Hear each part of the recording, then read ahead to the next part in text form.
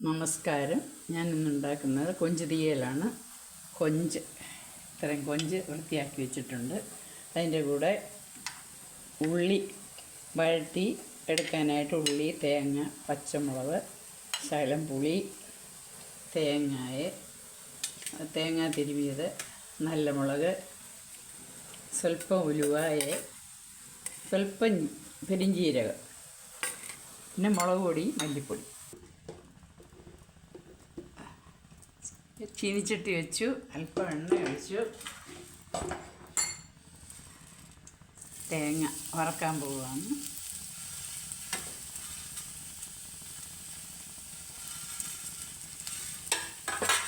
തേങ്ങ അവർ ചെറുതായിട്ട് മൂക്കുന്ന ഉടനെ നല്ല മുളക് ഇടണം. നല്ല മുളകും ഉലുവായ, തേങ്ങ ഒന്ന് ചുമന്ന് തുടങ്ങി. അന്നേരം നല്ല മുളകിട്ടു, കുറച്ച് ഉലുവ ഇട്ടു. ഇത് ഒന്ന് മൂത്ത് തുടങ്ങുന്നുണ്ടേ. ഇപ്പോഴേ സ്വല്പം പെരിഞ്ചീരകം, അതിൻ്റെ കൂടെ 1.5 സ്പൂൺ മുളക് പൊടി, 1/2 സ്പൂൺ മല്ലിപ്പൊടി ഇതിട്ട് ഒരു 2 മിനിറ്റ് ഇളക്കി കഴിഞ്ഞിട്ട് അങ്ങനെ അരച്ച് കൊണ്ടുവന്നിട്ട് പിന്നെ നമ്മൾ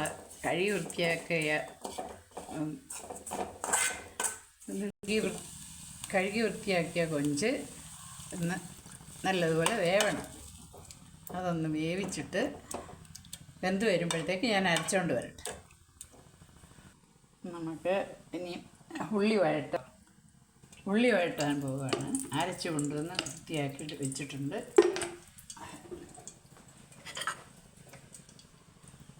ചീനിച്ചട്ടി വെച്ചു, എണ്ണ ചൂടായി, ഉള്ളി ഇട്ടു, ഒന്ന് ഇട്ടു, പച്ചമുളക് 3 പച്ചമുളക് അതൊന്ന് വഴണ്ട് വരുന്ന ഉടനെ നമ്മുടെ അപ്പോഴത്തേക്ക് കൊഞ്ച് റെഡിയായി കാണും. കൊഞ്ച് നല്ല വെന്ത് തുടങ്ങിയിട്ടുണ്ട്. നല്ലതുപോലെ വേവണം. കൊഞ്ചിന് നല്ല വേവുള്ള സാധനം. അതുകൊണ്ട് അത് ഉള്ളി വഴണ്ട് കഴിയുമ്പം അരപ്പൊഴിച്ചിട്ട് നമുക്ക് അന്നേരത്തേക്ക് റെഡിയാകും. ഉള്ളി വഴണ്ടിട്ടുണ്ട്. അതിനകത്തോട്ട് ഒരു ചെറിയ തക്കാളി, പുളി, ശകലം പുളി, തക്കാളി, കുറച്ച് തോട്ടുപുളി, ശകലം പുളിയും കൂടി ഇട്ട് ഒന്ന് വഴറ്റി കഴിഞ്ഞിട്ട് വെന്തിട്ടുണ്ട്. അതിനകത്തോട്ട് അരപ്പൊടി,